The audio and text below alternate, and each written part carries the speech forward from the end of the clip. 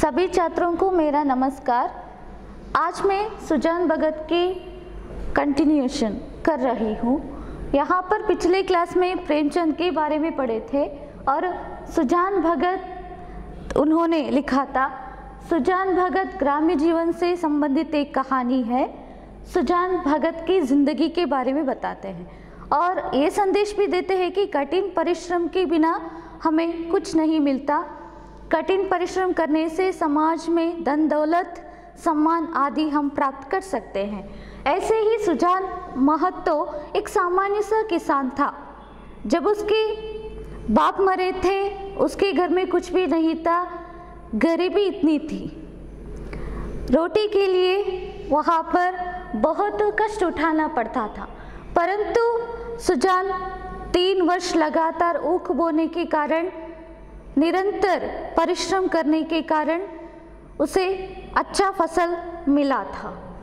अब फसल अच्छा मिलने के कारण पैसे उसके हाथ लग गए तो वो भोग विलास के बारे में न सोचकर दान धर्म के बारे में सोचने लगा। गया की यात्रा करने के बाद एक गुरु से दीक्षा लेकर, गुरु मंत्र लेकर भगत बन गया था। भगत बनने के बाद उसे भगतों के आचार विचार को निभाना पड़ा। पहले स्वार्थ सेवा ही उसके जीवन का लक्ष्य बन गया था, परंतु अब वो उसके बारे में सोच रहा है कि मैंने क्या सही किया है, क्या गलत किया है। और अब उसे झूठ बोलना अच्छा नहीं लगता था। ऐसे कि भगत झूठ बोले तो उसे 1 लाख से कम दंड नहीं मिलती।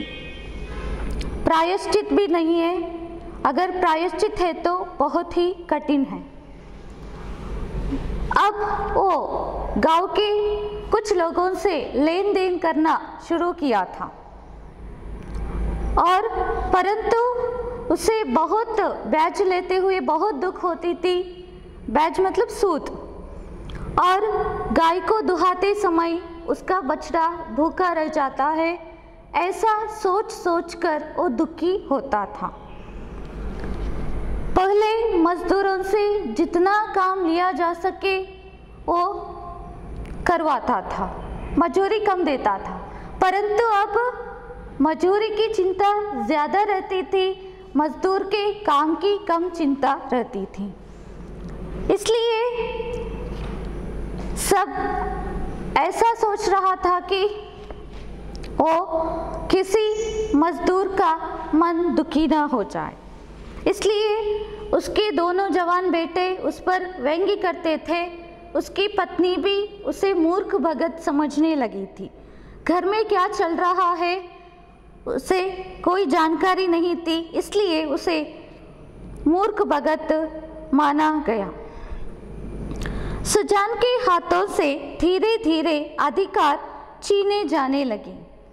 किस खेत में क्या बोना है, किसको क्या देना है, किससे क्या लेना है, किस भाव क्या चीज़ बिकी, ऐसी ऐसी महत्वपूर्ण बातों में भी भगत जी की सलाह न ली जाती थी।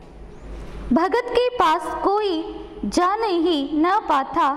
दोनों लड़के या स्वयं बुला के दूर ही से मामला तय कर लिया करते। सुजान के हाथों से धीरे धीरे घर के सारे अधिकार छीने जाने लगे। किस खेत में क्या बोना है, बोना मतलब मैंने यहाँ पर लिखा है फसल उत्पादन के लिए बीज आदि को जमीन में डालना। और किसको क्या देना है, किससे क्या लेना है, किस भाव, भाव मतलब दाम, क्या चीज़ बिकी, इसके बारे में सुजान को कोई जानकारी नहीं थी। केवल बुलाकी और 2 बच्चे मामला तय करते थे। गांव में लोग उसे बहुत आदर करते थे, परंतु अपने घर में उसका सम्मान घटता था। घटना मतलब कम होना। लड़के उसका सत्कार अब बहुत करते थे। सत्कार मतलब आदर सम्मान। हाथ से चारपाई उठाते देख लपक कर खुद उठा लाते, चिलम ना भरने देते, यहाँ तक कि उनकी धोती चाटने के लिए भी आग्रह करते थे, मगर अधिकार उसके हाथ में न था। अब वह घर का स्वामी नहीं, मंदिर का देवता था। गांव में लोग उसका सम्मान करते थे, क्योंकि गांव वालों को उन्होंने बहुत ऐसा काम करवाया था कि जैसे कि गांव में फसल उगाने के लिए वहाँ पर पानी नहीं मिलती थी और इसलिए उसने एक पक्का कुआं बनवाया। ऐसे ही बहुत सारे अच्छे काम उन्होंने किया है, इसलिए गांव के लोग उसका सम्मान करते थे, परंतु स्वयं उसके घर में उसका आदर सम्मान कम होता जा रहा था। बच्चे तो उसके सामने बैठते ही नहीं, कॉट पर भी नहीं बैठते थे। सुजान वहाँ आया तो बच्चे वहाँ से उठकर बाहर जाते थे। अगर वो चारपाई उठाने जाता तो वो कहीं और थे और दौड़कर आते हैं और चारपाई उठाकर ले जाते हैं। चिलम, चिलम मतलब तंबाकू पीने का पात्र। तंबाकू ना भरने देते, चिलम ना भरने देते, और उसकी जो कपड़े हैं उसे धोने के लिए गए तो बच्चे क्या करते थे, हम सब कुछ करेंगे ऐसा करते थे। परंतु इतना आदर सम्मान बच्चे करते थे, परंतु अधिकार उसके हाथ में नहीं था। वह घर का स्वामी नहीं, मंदिर का देवता था। मंदिर में भगवान की पूजा, भगवान को एक जगह बिठाकर कैसे पूजा करते हैं, ऐसे ही घर में सुजान की पूजा होती थी और अधिकार उसके हाथ में नहीं था। वो घर का मालिक भी नहीं था, सब उसके कहना ना मानते थे, परंतु वो मंदिर का देवता था। एक दिन एक घटना घटी, इसके वजह से सुजान को इतना दुख हुआ कि आगे वो कठिन परिश्रम करके अपने खोए हुए अधिकार को फिर प्राप्त करता है। एक दिन बुलाकी ओखली में दाल चाट रही थी। एक भिखमंगा द्वार पर आकर चिल्लाने लगा।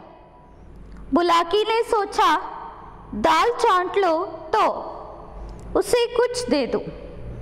इतने में बड़ा लड़का भोला आकर बोला, अम्मा, एक महात्मा द्वार पर खड़े गला फाड़ रहे हैं, कुछ दे दो, नहीं तो उनका रोया दुखी हो जाएगा।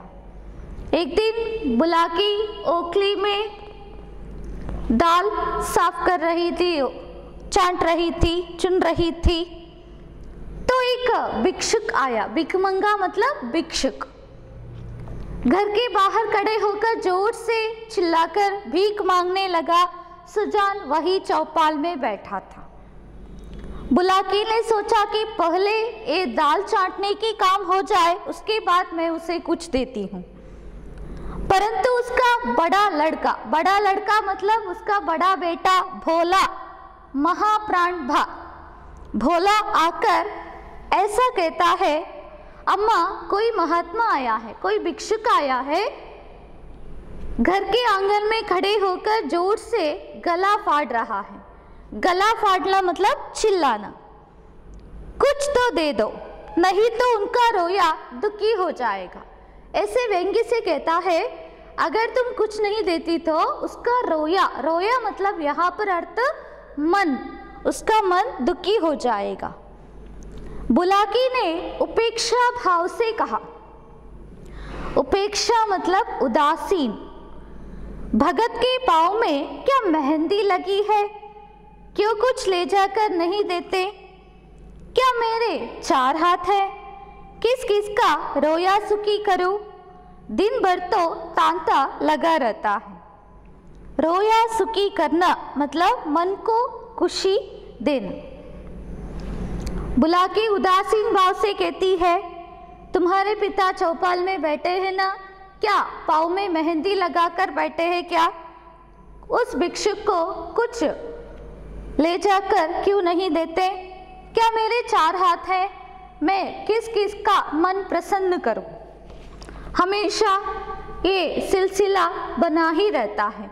अगर एक भिक्षुक आया तो वो भीख मांगकर चला जाता है, थोड़ी देर के बाद दूसरा एक भिक्षुक आ जाता है, तो दिन भर भिक्षा देने का काम ही मुझे करना पड़ता है। भोला कहता है चौपट करने पर लगे हुए हैं, और क्या? चौपट करना, नष्ट भ्रष्ट करना। अभी महंगो एक किसान है, बैंक देने आया था। बैंक मतलब फसल के अमानत में दिया जाने वाला उधार। हिसाब से 7 मन हुए, 7 मन मतलब 40 सेर की तौल। तौला तो 7.25 मन ही निकले, 7.25। मैंने कहा 10 सेर और ला, तो आप बैठे बैठे कहते हैं अब इतनी दूर कहाँ जाएगा, भरपाई लिख दो। भरपाई मतलब पूरा वसूल कर हो चुका है, नहीं तो उसका रोया दुखी होगा। मैंने भरपाई नहीं लिखी, 10 सेर बाकी लिख दी। भोला कहता है सब कुछ तबाही करने पर लगे हुए हैं पिता। अब महंगो नामक एक किसान आया था, उसने कोई कुछ अनाज लिया, ऋण लिया था, तो उसे बैंक देने आया था। ऐसे कि 7 मन होना चाहिए, मैंने उसे तौला तो 7.25 अरे 6 मुक्काल ही निकले। मैंने कहा 10 सेर और लाना है, तो वहां बैठे पिताजी कहते हैं वो तो इतनी दूर कहाँ जाएगा, तुम पुस्तक में भरपाई लिख दो, नहीं तो उसका मन दुखी हो जाएगा। मैंने क्या किया, मैंने भरपाई नहीं लिखा, 10 सेर बाकी लिख दी। तो बुलाकी ने कहा अच्छा बखनी दिया करो, 10-5 दफे मुहकी खा जाएंगे तो आप ही बोलना छोड़ देंगे। बखना मतलब बकवास करना, दफे मतलब बार, मुहकी खाना पराजित होना, बुरी तरह से पराजित होना या हार जाना। बुलाकी कहती है अच्छा बहुत अच्छा किया तुमने, ऐसे ही बकवास करने दो, 10-5 पर लोगों से धोखा खा जाएंगे तो, पराजित हो जाएंगे तो वो जरूर सबक सीखेंगे। तो भोला कहता है दिन भर एक ना एक कूचड़ निकालते रहते हैं। कूचड़ निकालना व्यर्थ ही आरोप करना, दोष लगाना। 100 दफे कह दिया कि तुम घर गृहस्थी के मामले में न बोला करो, पर इनसे बिना बोले रहा ही नहीं जाता। तो बुलाकी कहती है मैं जानती कि इनका यह हाल होगा, हाल मतलब स्थिति, तो गुरु मंत्र न लेने देती। भोला कहता है हमेशा सुबह से शाम तक मेरे काम में दोष लगाना ही उनका काम है। मैंने उनसे 100 बार कह दिया कि घर के विचार में तुम दखलंदाज मत करो, कुछ भी बोला ना करो, परंतु वो बिना बोले नहीं रह जाते। तो बुलाकी कहती है अगर इनकी हालत ऐसी होती तो मैं पहले ही जानती तो उन्हें गुरु मंत्र न लेने देती। तो भोला कहता है भगत क्या हुए कि दीन दुनिया दोनों से गए, सारा दिन पूजा पाठ में ही उठ जाता है, अभी ऐसे बूढ़े नहीं हो गए कि कोई काम ही न कर सके। भोला ऐसा कहता है भगत हुए तो क्या हुआ, इस दुनिया में ही नहीं है ऐसा सोचना है क्या, घर में क्या हो रहा है उसके बारे में सोचना तो चाहिए ना। सारा दिन पूजा पाठ में ही लगे रहते हैं, व्यस्त रहते हैं, परंतु अभी ऐसे बूढ़े नहीं हुए हैं ना, कोई काम उनसे नहीं किया जाता, ऐसा कुछ भी नहीं है ना, वो काम कर सकते हैं ना, ऐसा कहता है। तो बुलाकी ने आपत्ति की, आपत्ति करना दोष लगाना, भोला यह तुम्हारा कुन्याय है, फावड़ा कुदाल अब उनसे नहीं हो सकता, लेकिन कुछ ना कुछ तो करते ही रहते हैं, वो अधेड़ उम्र वाले हैं ना, तुम ऐसा मत कहो, तुम्हारी बात गलत है। फावड़ा, फावड़ा फरसा और कुदाल मिट्टी खोदने का औजार, कुदाल उठाकर खेत में काम करना अब उनसे नहीं होता, तो घर में छोटी मोटी काम है ना, उसे वो कर सकते हैं ना, करते हैं ना, बैलों को सानी पानी देते हैं, गाय दुहाते हैं, और भी जो कुछ हो सकता है करते हैं। बैलों को सानी पानी देना मतलब वह भोजन जो पानी में सानकर पशुओं को खिलाया जाता है, और गाय को दुहाते हैं, और जो कुछ छोटे मोटे काम घर में रहता है उसे करते हैं। तो भिक्षुक अभी तक खड़ा चिल्ला रहा था। इनके बीच में जो संवाद वार्तालाप चल रही थी, परंतु भिक्षुक खड़ा रहकर बाहर खड़े होकर भिक्षा मांग रहा था। सुजान ने जब घर में से किसी को कुछ लाते न देखा तो उठकर अंदर गया और कठोर स्वर से बोला, तुम लोगों को कुछ सुनाई नहीं देता कि द्वार पर कौन घंटे भर से खड़ा भीख मांग रहा है? अपना काम तो दिन भर करना ही है, एक क्षण, क्षण मतलब क्षण, पल, भगवान का काम भी तो किया करो। भिक्षुक बाहर खड़े होकर भिक्षा मांग रहा था, तो सुजान ने देखा कि घर के अंदर से कोई नहीं आया भिक्षा देने के लिए, तो उसे बहुत गुस्सा आया, सीधा अंदर गया और कठिन स्वर में बोला, तुम लोगों को क्या सुनाई नहीं देता? वो भिक्षुक इतना चिल्ला रहा है, हमारा काम तो दिन भर करना ही है, ये हमारा फर्ज है, परंतु एक क्षण भगवान का काम भी तो किया करो। भिक्षा देना जो है भगवान का काम है। तो बुलाकी कहती है, तुम तो भगवान का काम करने को बैठे ही हो, क्या घर पर भगवान ही का काम करेगा का मतलब क्या? तो बुलाकी को गुस्सा आता है, वो कहती है, तुम तो भगवान का काम करने के लिए भगत बने हो ना, परंतु इस घर में इतना सारा काम पड़ा है, उसे क्या तुम्हारा भगवान आकर काम करेगा? तो सुजान कहता है, कहाँ आटा रखा है, लाओ मैं ही निकाल कर दे आओ, तुम रानी बनकर बैठो। सुजान कहता है, आटा कहाँ है बताओ, मैं उसे निकाल कर देता हूँ, तुम रानी की तरह बैठो। बुलाकी कहती है, आटा मैंने मर मर कर पीसा है, अनाज दे दो। ऐसे मुठचिरों के लिए पहर रात से उठकर चक्की नहीं चलाती हूँ। मुठचिर मतलब घुमक्कड़, भिक्षुक। वो कहती है, आटा मैंने बहुत कष्ट से पीसा है, अनाज है ना उसे दे दो, और ऐसे घुमक्कड़ के लिए मैं आधी रात उठकर चक्की चलाना नहीं चाहती।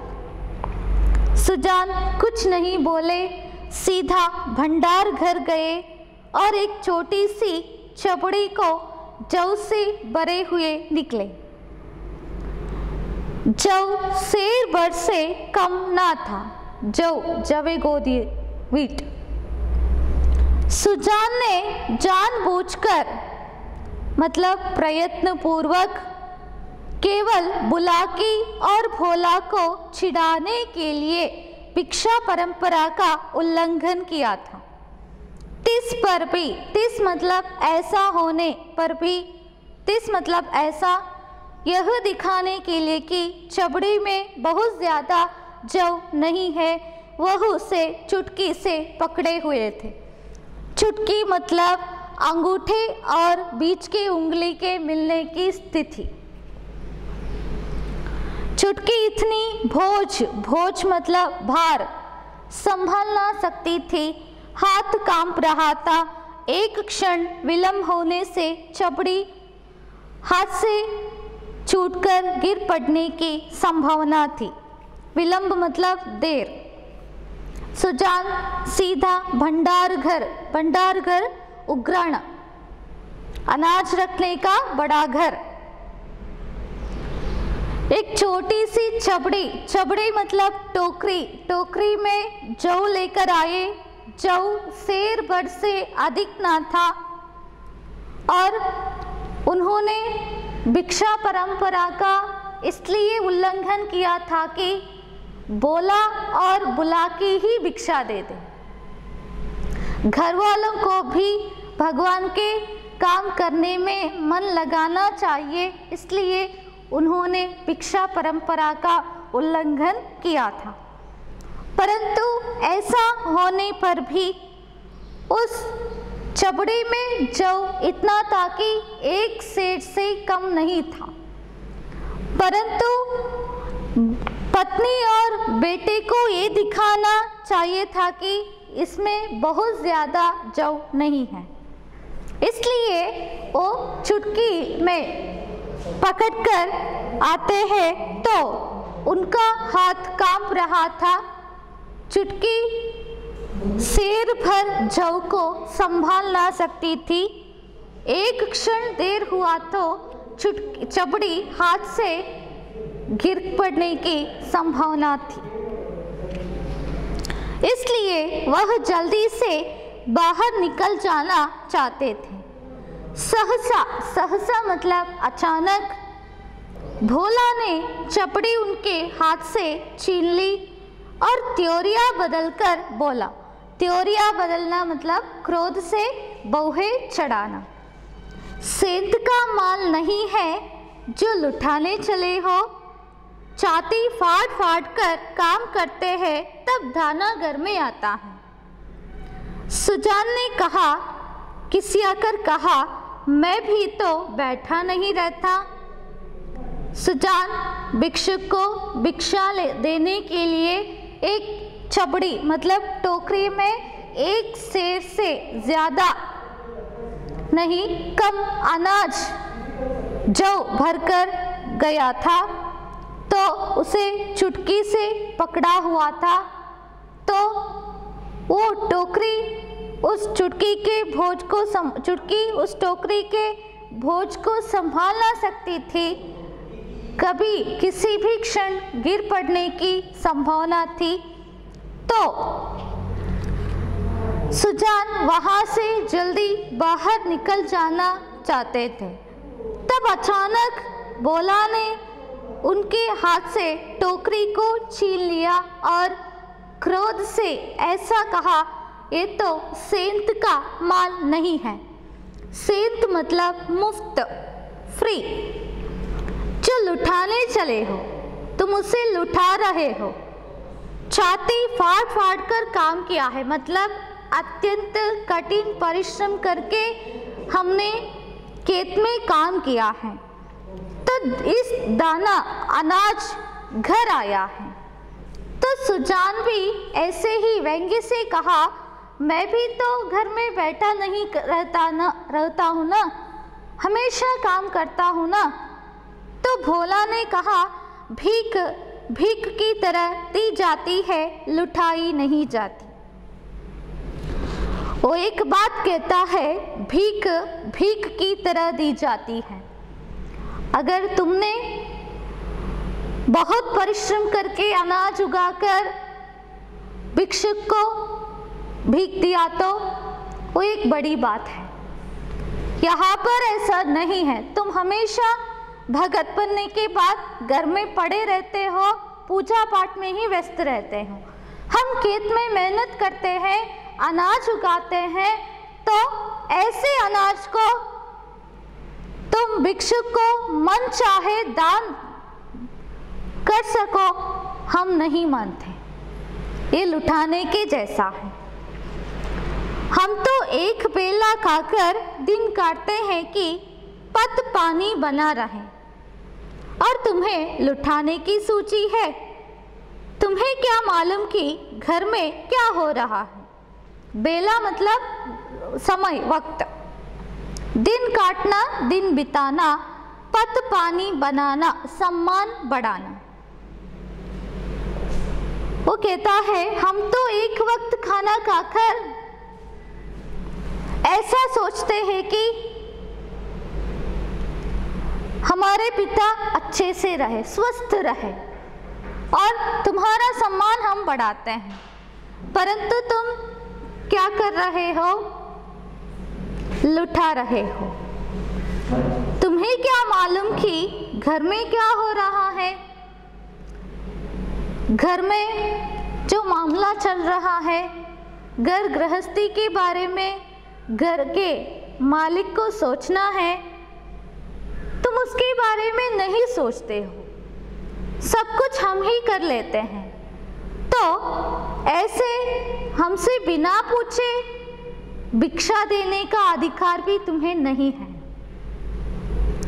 सुजान ने इसका कोई जवाब न दिया। वो चुप रहा। उसके मन में ऐसा लगा कि शायद वो सच कह रहा है।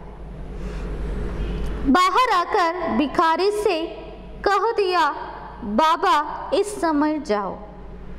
किसी का हाथ खाली नहीं है, और पेड़ के नीचे बैठकर विचारों में मग्न हो गया। विचारों में मग्न होना मतलब सोचना, सोच में पड़ जाना। खाली हाथ खाली नहीं है मतलब भिक्षा देने का मन किसी को नहीं है। वो सोचता है अपने ही घर में उसका यह अनादर। अब यह अपाहिज नहीं है, अपाहिज असमर्थ, हाथ पांव थके नहीं है, घर का कुछ ना कुछ काम करता ही रहता है। उस पर यह अनादर, उसी ने घर बनाया, यह सारी विभूति उसी के श्रम का फल है। पर अब इस घर पर उसका कोई अधिकार नहीं रहा। अब वह द्वार का कुत्ता है, पड़ा रहे, और घर वाले जो रूखा सूखा दे दे वह खाकर पेट भर लिया करे। ऐसे जीवन को धिक्कार है। सुजान ऐसे घर में नहीं रह सकता। भोला ने ऐसा कहा तो भीख भीख की तरह दी जाती है, लुटाई नहीं जाती। ये बात कहा तो सुजान को बहुत दुख हुआ और उसने कोई जवाब न दिया। सीधा बाहर आकर भिक्षुक से कहा, इस समय जाओ, किसी को भी भिक्षा देने का मन नहीं है। तो सीधा घर के बाहर आकर पेड़ के नीचे बैठकर अपनी जिंदगी में बीती हुई घटनाओं के बारे में सोचने लगा। वो सोचता है, मेरे ही घर में मेरा इस प्रकार अनादर हो रहा है। अभी मैं असमर्थ नहीं हूँ, अभी भी मेरे शरीर में इतनी शक्ति है, कुछ ना कुछ काम मैं कर सकता हूँ। मेरे हाथ पांव थके नहीं है, घर का छोटा मोटा काम मैं करता ही रहता हूँ। फिर भी ये घर वाले, मेरी पत्नी और बच्चे मुझ पर इतना अनादर कर रहे हैं, और मैंने ही घर बनाया और इतना मेहनत भी किया है, पर इस घर में मेरा कोई अधिकार ही नहीं है। अब मैं घर का रखवाली करने वाला कुत्ते के जैसा हूँ, वही पड़ा रहना है। घर वाले जो रूखा सूखा रोटी या कुछ भी दे देते हैं तो उसे खाकर पेट भरना पड़ता है। ऐसे जीवन को धिक्कार है। मैं ऐसी जिंदगी कभी जी नहीं सकता।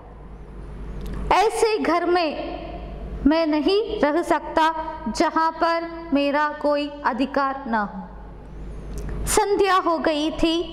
भोला का छोटा भाई शंकर नारियल भरकर लाया। शंकर ने नारियल दीवार से टिकाकर रख दिया। धीरे धीरे तंबाकू जल गया। जरा देर में भोला ने द्वार पर चारपाई डाल दी। सुजान पेड़ के नीचे से न उठा। शाम का समय हो गया। भोला का छोटा भाई खेत से आया, नारियल लाया था, उसे दीवार पर टिकाकर रख दिया। तंबाकू जलने लगी।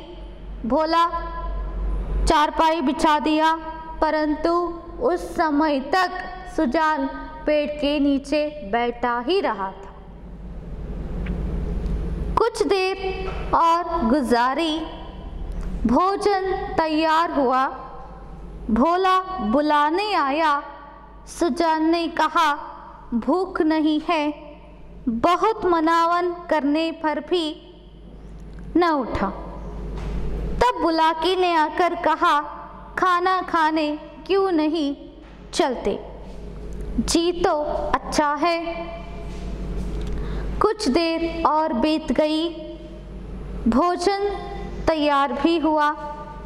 भोला खाना खाने के लिए अपने पिता को बुलाने आया, परंतु सुजान ने उससे ऐसा कहा, मुझे भूख नहीं है।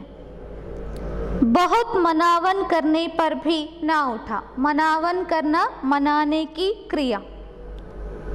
तो स्वयं बुलाकी आकर कहती है, खाना खाने क्यों नहीं चलते हो?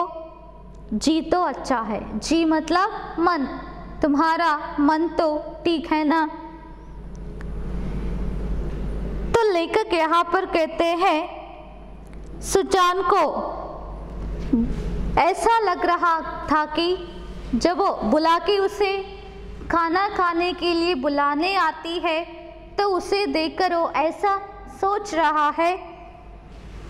सुजान को सबसे अधिक क्रोध बुलाकी ही पर था। यह भी लड़कों के साथ है। यह बैठी देखती रही और भोला ने मेरे हाथ से अनाज छीन लिया। इसके मुंह से इतना भी न निकला कि ले जाते हैं तो ले जाने दो। लड़कों को ना मालूम हो कि मैंने कितने श्रम मतलब मेहनत, यह गृहस्थी जोड़ी है। पर यह तो जानती है, दिन को दिन और रात को रात नहीं समझा। सुजान को सबसे अधिक क्रोध तो बुलाकी पर था। वो सोचता है यह भी अपने बच्चों के साथ मिली हुई है और ये तो बैठी देखती ही रह गई। जब भोला ने मेरे हाथ से अनाज छीन लिया, ये चुपचाप बैठी तमाशा देखती रही। उसके मुंह से इतना भी न निकला कि अगर भिक्षुक को भिक्षा देना चाहते हैं तो ले जाने दो। परंतु वो सोचता है, परंतु वो कुछ नहीं बोली। इन बच्चों को मालूम नहीं है कि मैंने कितने मेहनत से ये घर गृहस्थी बनाया है।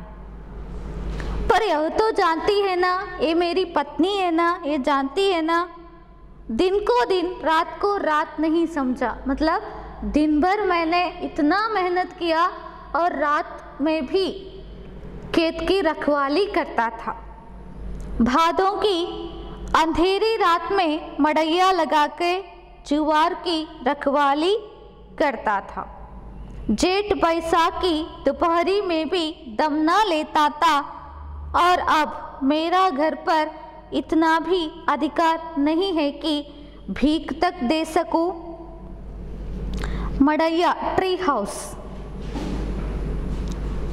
भाद श्रावण मास। अंधेरे में जुवार की उसकी रखवाली भी मैं करता था। ज्येष्ठ मास, वैशाख मास। दोपहरी मतलब दोपहर के समय दम न लेता था। दम न लेना, आराम न करना। वो सोचता है श्रावण मास के उस अंधेरी रात में खेत में सोता था, मड़ैया लगाकर जौ का अन्न बीज उसकी रखवाली करता था।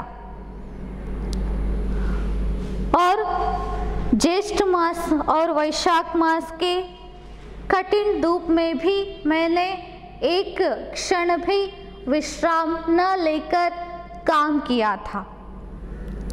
परंतु इस घर में मेरा इतना भी अधिकार नहीं है कि एक भिक्षुक को भीख तक न दे सकूं। मुझे पता है माना कि भीख इतनी नहीं दी जाती, लेकिन इनको तो चुप रहना चाहिए था।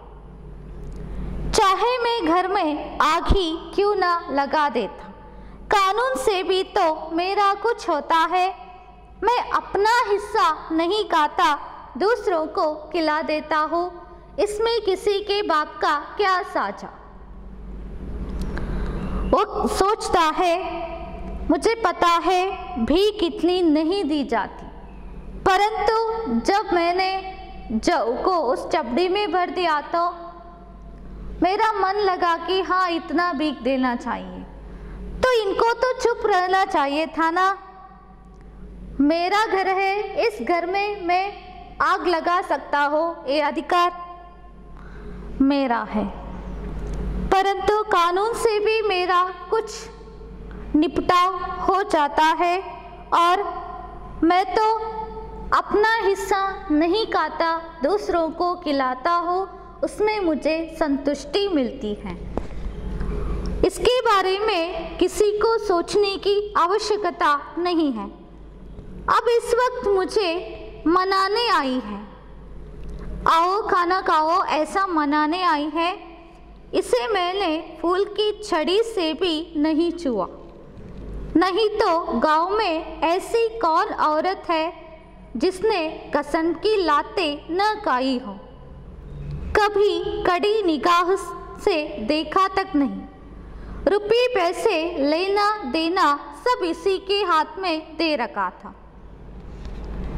वो सोचता है शादी के बाद मैंने उसे एक फूल की छड़ी से भी बित्ता छुआ नहीं था, उसे मारा नहीं था। नहीं तो इस गांव में ऐसी कौन सी औरत है जो अपने पति से लात ना खाई, वो भी कसम की लात। कभी कड़ी निगाह, तीक्ष्ण दृष्टि से या गुस्से से भी उसकी तरफ नहीं देखा था। घर की सारी जिम्मेदारी रुपये पैसे के मामले में किसी को कुछ देना है तो उसके बारे में सब अधिकार बुलाकी के हाथ में मैंने रख दिया था। अब रुपये जमा कर लिए हैं तो मुझे से घमंड करती है, घमंड अहंकार। अब रुपया इकट्ठा हुआ है, मैं अमीर बन गया हूँ तो वो मुझसे ही घमंड करती है। अब इसे बेटे प्यारे हैं, मैं तो निकट्टू लुटाऊ गर फूंकू घोंगा हूँ, मेरी इसे क्या परवाह। तब लड़के ना थे जब बीमार पड़ी थी और मैं गोद में उठाकर वैद्य के घर ले गया था। आज इसके बेटे हैं और यह उसकी माँ है, मैं तो बाहर का आदमी। निकट्टू मतलब निकम्मा, लुटाऊ लूटने वाला, गर फूंकू मतलब व्यर्थ ही बकवास करने वाला, घोंगा मूर्ख हूँ। परवाह मतलब चिंता, वैद्य मतलब वैद्य डॉक्टर। अब हम अमीर हो गए हैं, रुपये इकट्ठे हुए हैं तो मुझसे ही घमंड दिखाती है वो। अब इसे बेटे प्यारे हैं, मैं तो ऐसा लग रहा हो कि कोई काम का नहीं, निकम्मा हूँ मैं, घर लूटने वाला हूँ और व्यर्थ ही घर में बैठे रहकर बकवास करने वाला मूर्ख भगत हूँ। उसे मेरी चिंता नहीं है तो हमेशा अपने बच्चों के बारे में ही सोचती रहती है। जब बच्चे नहीं थे, एक बार वो बीमार पड़ी थी, मैंने इसे गोद में उठाकर वैद्य के पास ले गया था। आज उसके बेटे हैं, मैं उसकी माँ है, तो मैं तो ऐसा कि बाहर का आदमी हूँ। आज इसे बेटे प्यारे हैं, वो उसकी माँ है, तो मैं इन सब से अलग निकला, मतलब मैं बाहर का आदमी बन गया हूँ। धन्यवाद।